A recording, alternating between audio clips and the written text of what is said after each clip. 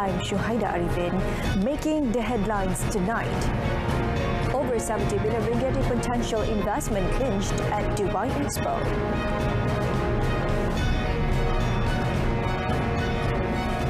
Government may drop My Sejahtera's check-ins feature.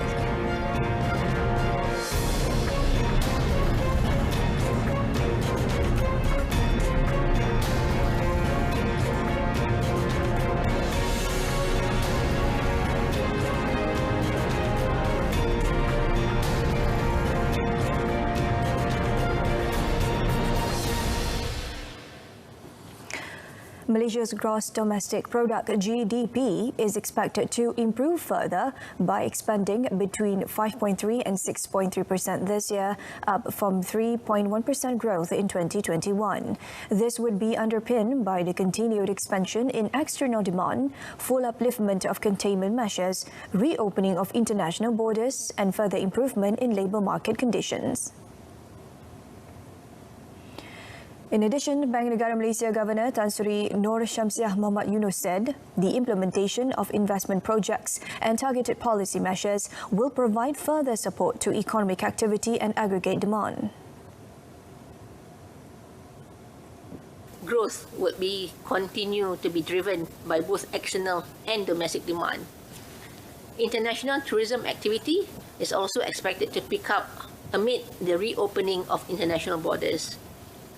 On the domestic front, improvements in labour market conditions, continued capacity expansions, higher technology adoptions, with continued targeted policy support for vulnerable segments would underpin the spending by both households and businesses. As economic activity picks up, the unemployment rate is expected to decline further this year to around 4.0% of the labour force, while a sustained recovery in employment and income is expected to drive an improvement in household spendings.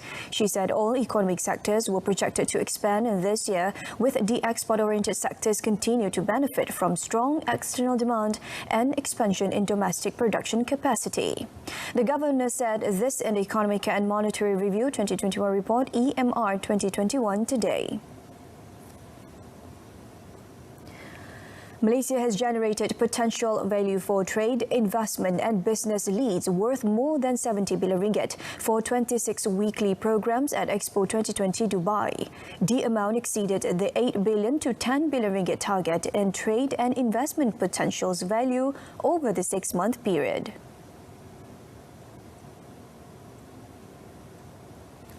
Sekejap saya umumkan satu lagi pencapaian yang membanggakan Pavilion Malaysia sejak bermulanya penganjuran Expo 2020 Dubai sehingga semalam bersamaan 29 Mac 2021, Pavilion Malaysia telah menerima 1.1 juta pengunjung.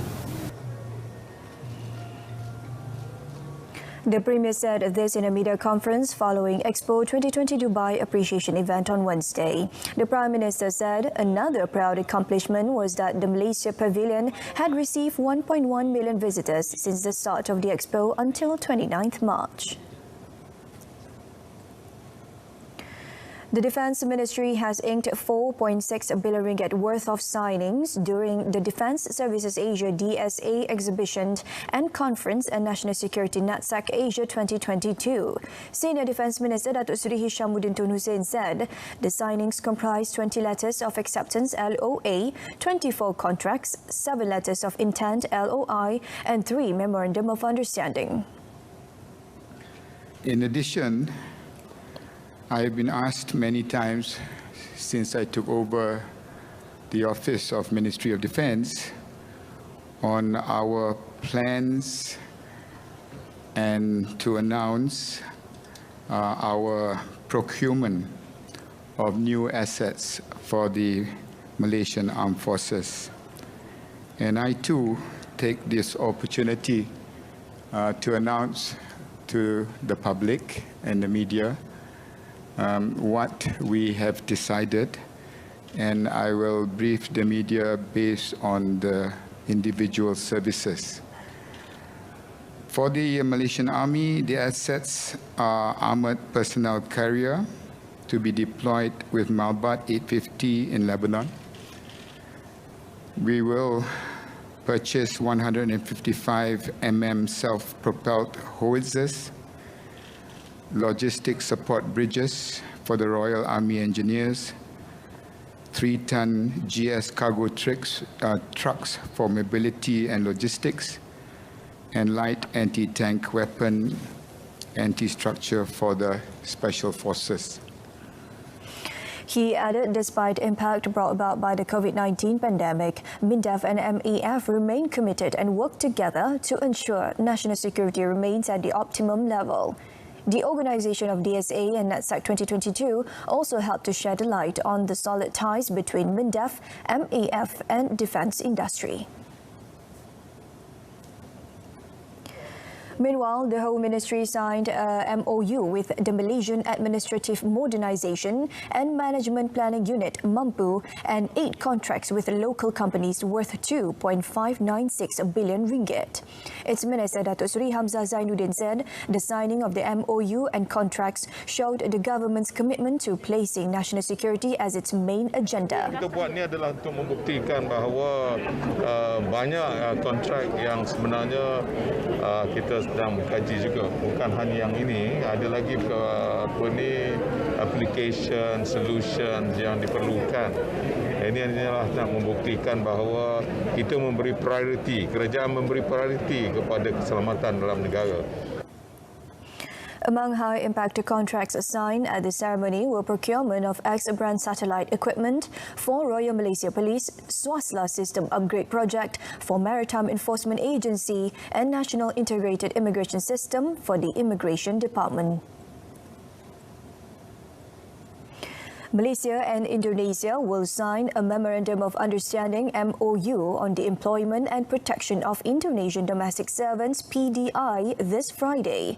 Human Resources Minister Datuk Seri M. Saravanan said he would sign the MOU with his Indonesian counterpart, Minister of Manpower IDA, Fauzia in Jakarta, Indonesia. Prime Minister Datuk Seri Ismail Sabri Yaakob and Indonesia President Joko Widodo are expected to witness the MOU signing. The MOU was first signed by both countries on 2006, which expired on 2011 and was later renewed in 2016. However, after 2016, the PDI MOU could not be renewed as no consensus was reached by the two countries. The MOU will facilitate Indonesian workforce entering Malaysia in certain sectors improved by its Ministry of Labour. Until February 2022, the total number of Indonesian workforce in Malaysia was 352,469, consisting of 98,421 workers in plantation industry, 65,660 in construction, manufacturing, 67,217, domestic workers, 58,438, farming 43,953 and 18,779 in service industry.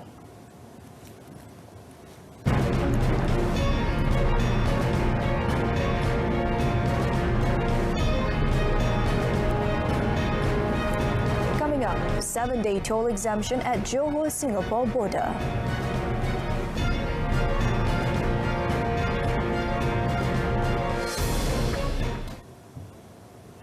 University Technology Mara UiTM will take action against a contract lecturer at the university's campus in Sri Iskandar Perak who insulted a B40 student as viral on social media. In a statement today, UiTM Vice-Chancellor Professor Dr. Roziah Muhammad Janor said the university was currently investigating the matter. She added UiTM always prioritizes students' welfare, especially in providing the best facilities to create a conducive education environment.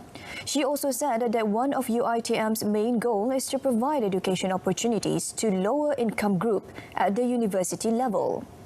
UiTM also provided various funds such as student trust funds and zakat assistance for underprivileged students. Students who face any problems are urged to contact their faculties and the university to seek advice and obtain appropriate assistance. A video recording of a lecturer berating her student during an online class for not having a laptop went viral on social media this morning. In the video, the lecturer was also heard telling the student to ask his sister to sell her gold bracelet to buy a laptop for him. It is believed that the incident took place between September 2021 and January 2022 semester, but it was only uploaded yesterday. The recruitment for using the My Sejahtera application as a standard operating procedure SOP for check-ins may be scrapped. Health Minister Kari Jamaluddin said the final decision will be determined based on the Ministry's observation of the mobility and infection patterns for several weeks after the reopening of country's border on 1st of April. Kita nak tengok dengan pembukaan sempadan dan juga dengan kelonggaran yang kita beri daripada 1 bulan April ni, sekiranya ada perubahan dalam pattern mobility dan juga pattern jangkitan untuk tempoh masa berapa minggu. Kalau tidak ada perubahan yang ketara, dan kita boleh stop lah. Cuma saya nak tunggu sekejap bila buka sempadan ni dengan ada ni kelonggaran bulan puasa dan sebagainya. Saya nak tengok kalau ada apa-apa perubahan dari segi mobility dan juga jangkitan, mana jangkitan itu berlaku. Itu masih lagi kita ada dalam data My Sejahtera. Kalau dia tak tukar banyak, dan kita boleh drop.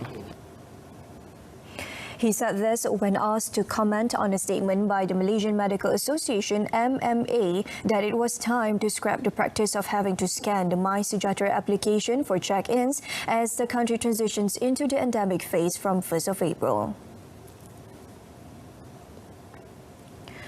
Meanwhile, individuals who will lose their fully vaccinated status on 1st April can still dine in and enter shopping malls, workplaces and places of worship like other fully vaccinated individuals.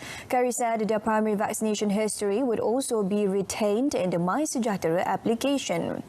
Premise owners are reminded to check customers' My Sejahtera status and only allow those who have completed their premier vaccine doses inside the premise. However, he said this new SOP does not mean that Sinovac vaccine recipients as well as those aged 60 and above need not get their booster shots. The government has agreed to waive toll charges for 7 days for all types of vehicles at the Malaysia-Singapore border in conjunction with the reopening of land routes between the two countries from 1st April. Through a statement, Prime Minister Datuk Seri Ismail Sabri Yaakob informed that the exemption involves the toll plaza at the Immigration, Customs, Quarantine and Security Complex at the Sultan Iskandar Building and Tanjung Kupang in Johor. The Premier added the exemption is in addition to the road charge waiver for Singapore-registered private vehicles entering Malaysia. Plus Malaysia Berhad Plus said the exemption will benefit over 300,000 cross-border trips between Malaysia and Singapore. Johor Police will deploy more than 1,600 officers and personnel at 41 tourist spots in the state during the first week of the reopening borders beginning 1st April. They will be stationed at several key locations where the traffic volume is expected to increase and also at places such as shopping malls, bus stations, markets and recreational parks. Johor Police Chief Datuk Kamaruzzaman Mamat said at Bangunan Sultan Ismail Johor Bahru alone, some 200 personnel and officers will be on duty, assisted by 113 from the Auxiliary Police Force. 60 more personnel and officers will be stationed at the Sultan Abu Bakar in Gelang Patah and surrounding areas.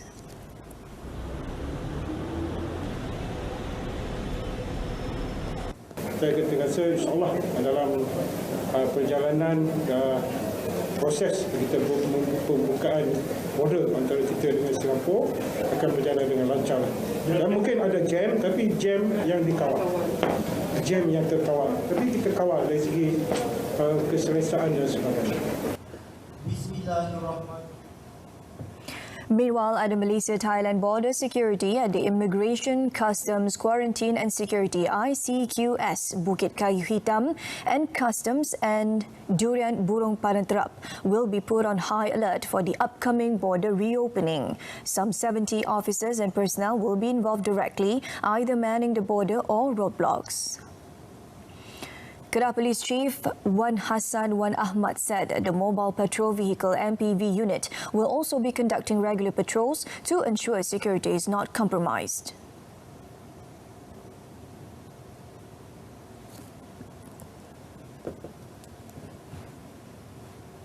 Jadi pendekatan kita ialah supaya masyarakat melihat bahawa polis betul-betul caring lah bersabit dengan pembukaan sempadan ini, di mana 70 pegawai dan anggota terlibat secara langsung yang boleh digerakkan serta-merta ke sempadan sekiranya berlaku apa-apa hal. Kerana apa yang kita nampak bahawa ekoran daripada COVID 2 tahun ini mungkin sempadan ramai yang menunggu-nunggu. The administrative draft of the Constitution Amendment Bill has set 3 main criteria that define party hopping by a Member of Parliament. Minister in the Prime Minister's Department Parliament and Law, Datuk Seri Dr. Wan Junaidi Tuanku Jaafar said the first criteria is when a Member of Parliament announces leaving the political party he or she contested for in an election to be an independent member or join another political party. Yang kedua, ahli-ahli parlimen dipecat daripada parti. Seorang ahli parlimen yang telah memenangi kerusi parlimen tetapi dipecat oleh parti juga dikirakan sebagai melompat parti. Ini bagi tujuan untuk memastikan ahli parlimen patuh kepada perlembagaan dan peraturan serta disiplin parti. Parti yang memecat ahli parlimen akan dihadkan berhadapan risiko kehilangan kerusi kerana pilihan raya perlu diadakan semula. Datuk Seri Dr. Wan Junaidi said anti-hopping law would also be applicable to independent MPs who announce to join any political party after their victory. If a Member of Parliament is free to join any party, an election must be held again and the individual is not disqualified from contesting on behalf of the new party within 60 days of his dismissal, and the matter will be announced by the Dewan Rakyat as required under Clause 1, Article 54 of the Federal Constitution. He said this in response to a question from Senator Datuk Johan Ambrose. Datuk Seri Dr. Wan Junaidi said with the enforcement of the anti-hopping law, party hopping would be prevented with the requirement for re-election to ensure the mandate is returned to the people in the event of a party hopping by MPs. However, he said in a situation involving a dissolution of a political party, its Member of Parliament would not be considered party hopping when joining another party. Coming up in sports, national rider Jasmine eyes podium finish in European Series.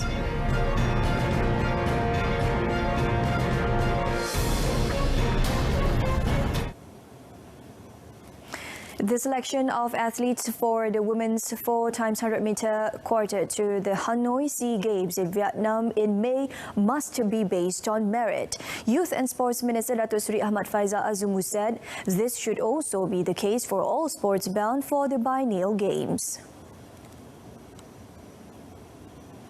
In a statement today, the minister said, based on the current situation, the 4 women sprinters who have managed to clock under 12 seconds in the 100-meter event should be selected to form the 4x100-meter quartet. The 4 are Zaidatul Husniah Zulkifli, who has clocked 11.62 seconds, followed by Nur Sarah Adi 11.89 seconds, Azrin Nabila Alias 11.90 seconds, and Fatin Iliana Matnayan 11.97 seconds. He said the ministry, however, understood that the final say on the athletes' participation in the SEA Games under Category B was up to the National Sports Association's NSA. He hoped that the Malaysian Athletics Federation MAF and other national sports associations would study in detail all aspects of the selection of athletes and make the best decision for the success of the Malaysian contingent.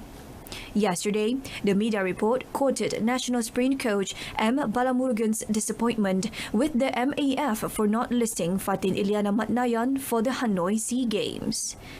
He said that based on her current performance, the 19-year-old qualified to be in the women's 4x100 meter quartet when she emerged among the 4 runners to record their personal best at the Kuala Lumpur KL All-Comers Championship last weekend.